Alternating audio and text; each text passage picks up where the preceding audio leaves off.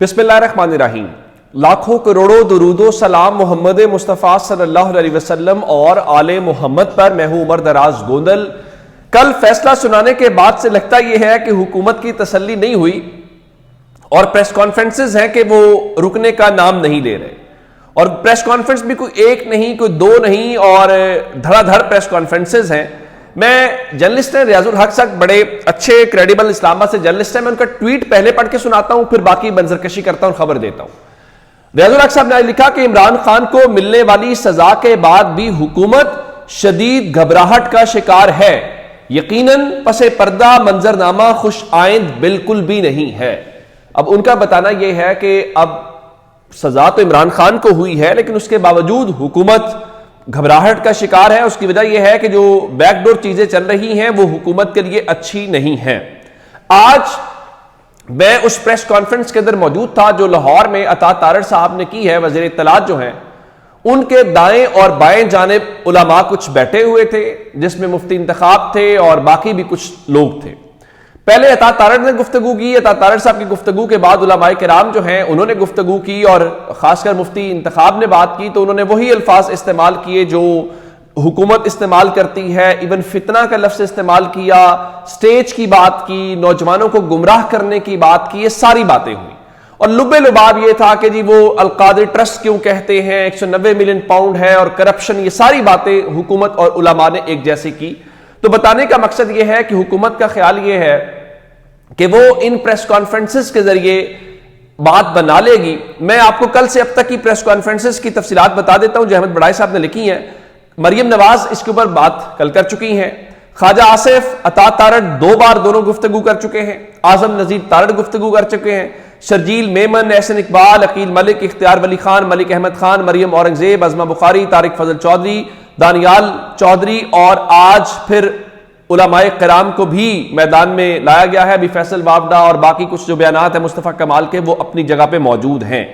اصل بات یہ ہے کہ میں نے ان مفتی انتخاب صاحب جب باہر آئے تو میں نے ان سے بات بھی کی، اور وہ ویڈیو ٹویٹر پہ موجود بھی ہے۔ میں نے ان سے پوچھا کہ آپ یہ بتائیے کہ اس ملک میں عدت کیس بنا، اس میں خواتین کے مخصوص ایام جو ہیں وہ ٹی وی کے اوپر ڈسکس ہوئے، ان کے اوپر عدالتوں میں سماعتیں ہوئیں، تب علماء کرام نہیں بولے۔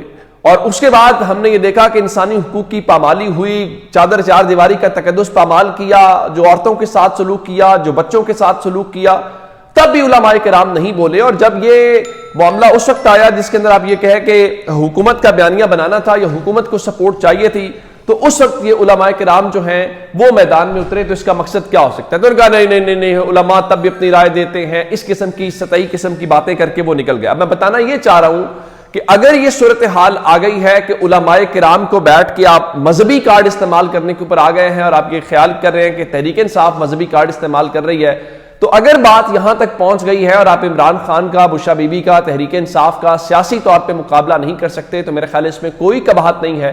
آپ کو بالکل اب عمران خان سے صلح کر لینی چاہیے، آپ کے بس کی بات نہیں ہے اور آپ یہ معاملہ نہیں کر سکتے۔ اب دوسری جانب عمران خان ہے، کیا وہ اس حوالے سے کوئی پریشانی کا شکار ہیں یا وہ بالکل بھی نہیں؟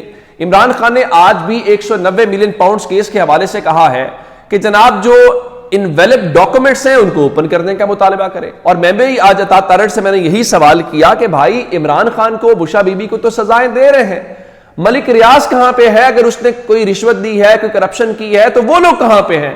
اور پھر بشرا بی بی تو کابینہ کا حصہ ہی نہیں ہے، اور اگر یہ کابینہ کا فیصلہ ہے تو پوری کابینہ کیوں نہیں ہے، صرف عمران خان کیوں؟ تو انہوں نے وہ ظاہر اپنی مرضی سے جو جواب دینا تھا کہ جی عمران خان صرف اس میں پبلک آفس ہولڈر ہے۔ اب عمران خان یہ کہہ رہے ہیں کہ آپ مہربانی کریں، آپ انویلپ ڈاکومنٹس جو ہیں ان کو اوپن کریں تاکہ بات کھل جائے۔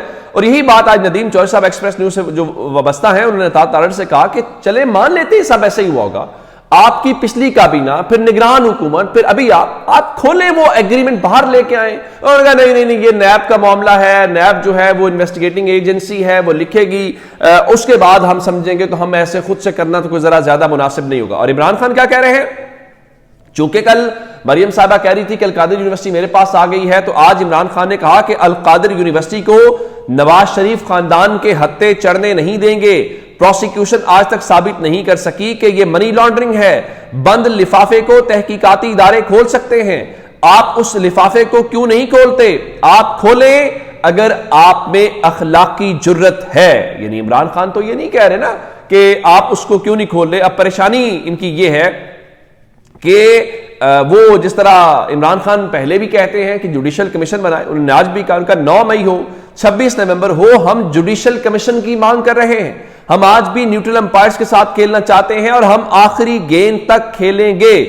اب شروع میں جس طرح میں نے ریاض الاقصی والا آپ کو بتایا کہ وہ یہ کہہ رہے ہیں کہ ان کی پریشانی ہے، اور اس کے اوپر کھلبلی مچنے کے حوالے سے آج بیرسٹر سیف نے بھی بات کی ہے. وہ کہتے ہیں کہ جب سے پی ٹی آئی عسکری قیادت کی ملاقات کی خبر آئی ہے تو نواز شریف کیمپ کے اندر اس وقت سے کھلبلی مچی ہوئی ہے. اطلاعات ہیں کہ نواز شریف نے اپنی ٹیم کو مذاکرات ناکام بنانے کا مشن سونپ دیا ہے.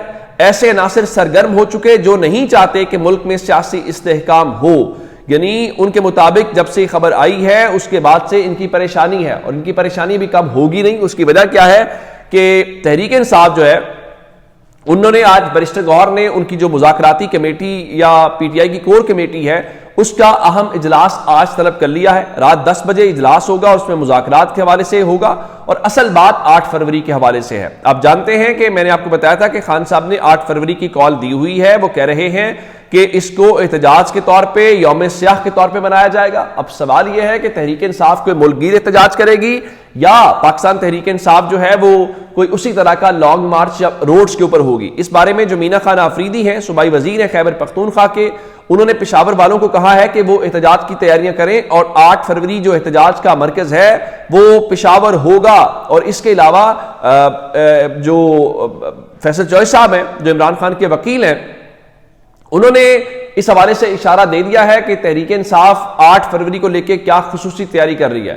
تحریک انصاف شاید اس بار لوگوں کو روڈز کے اوپر نہ نکالے کہ وہ جائیں یا اسلام آباد کی طرف جائیں. اس کی موسم بھی ایک وجہ ہو سکتی ہے، یا پھر حالیہ جو کچھ ہوا ہے وہ بھی سب جانتے ہیں. اور تحریک انصاف ذرا سمارٹلی لے کے چلنا چاہتی ہے، لیکن اطلاعات یہ ہیں کہ تحریک انصاف شٹر ڈاؤن ہڑتال کی کال دینے جا رہی ہے. اب شٹر ڈاؤن ہڑتال کی کال دی جاتی ہے تو اس کا مطلب یہ ہوگا کہ کاروباری زندگی مفلوج ہو جائے گا، مارکیٹیں بند ہوں گی، لوگ احتجاج کریں گے. تو اس کے بعد جو ہے انہوں نے علی امین گنڈا پور کو بھی اطلاعات ہیں کہ عمران خان نے ہدایات جاری کر دی ہیں، اور بتایا ہے کہ 8 فروری کو پورے خیبر پختونخوا سے قافلے پشاور پہنچیں گے اور پشاور شہر کے اندر احتجاج کیا جائے گا، اور ملک گیر بتایا گیا ہے کہ وہ احتجاج کی کال ہوگی. لیکن سوال یہ ہے کہ لوگ بھی اس میں، لوگوں کی بھی ذمہ داری ہوگی، کیونکہ اس میں تو کوئی یہ نہیں ہوگا نا کہ آپ کو کوئی کہہ رہا ہے کہ کراچی فلان جگہ پہ آ جائیں، اسلام آباد وہاں آ جائیں، پشاور وہاں آ جائیں، کراچی وہاں آ جائیں، کوئٹہ وہاں آ جائیں، لاہور وہاں آ جائیں. نہیں، کوئی یہ نہیں کہے گا.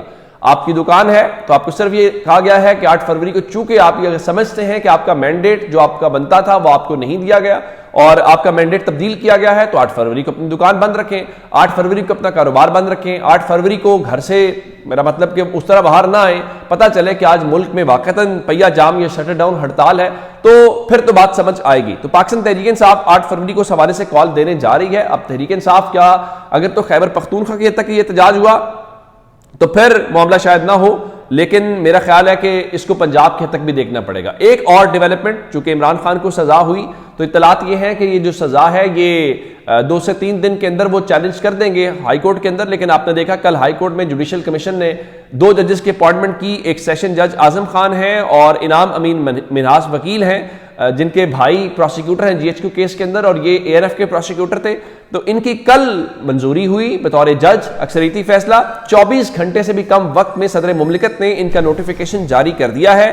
اور اب ساتھ ہی بتایا گیا ہے کہ پیر کے روز تقریب حلف برداری ہوگی اور چیف جسٹس عامر فاروق جو ہیں وہ ان سے حلف لیں گے. صدر کی منظوری کے بعد وزارت قانون نے نوٹیفیکیشن جاری کر دیا. اب اس حوالے سے کہا جا رہا ہے کہ یہ جو نئے 2 ججز آئے ہیں، کیا یہ عمران خان کے جو کیس آیا ہے اس میں بیٹھیں گے؟ کیونکہ ہر کیس جس میں عمران خان کو ایون بریت بھی ہوئی ہے، ہر کیس کی سربراہی جسٹس عامر فاروق نے خود کی ہے. تو کیا جسٹس عامر فاروق اس بار کسی جونیئر جج کو ساتھ لیں گے؟ اور جونیئر جج کو ساتھ آپ نے لیا تو پھر عمران خان تو پہلے ہی عامر فاروق صاحب کو اور جو قاضی فائز عیسیٰ چلے گئے ہیں ان کو اسٹیبلشمنٹ کے اوپننگ بیٹسمین کہتے ہیں. تو یہ جو مہر ہے یہ مزید پکی ہو جائے گی. تو اب دیکھنا یہ ہے کہ وہ بینچ بنتا ہے تو کون سا بنتا ہے. اور مسلم لیگ نون تو خیر یہ بھی ڈیمانڈ کر رہی ہے، کل اعظم نذیر تارڑ صاحب نے کی اور آج عطا تارڑ صاحب یہ کہہ رہے تھے کہ دیکھیں جی وہ نا ہم یہ کہتے ہیں کہ جس باری پہ نمبر آنا چاہیے اپیل اسی لحاظ سے لگنی چاہیے، یہ نہ ہو کہ غریب آدمی کی تو بڑی لیٹ لگے، جو وی آئی پی ہیں ان کی فوراً لگے، تو یہ نہیں. تو مسلم لیگ نون کا یہ بھی مطالبہ ہے کہ عمران خان کی جو اپیل ہے وہ جلدی سماعت کے لیے مقرر نہ کی جائے. اب تک کی اپڈیٹس یہی ہیں، اپنا بہت سارا خیال رکھیے گا. خدا حافظ.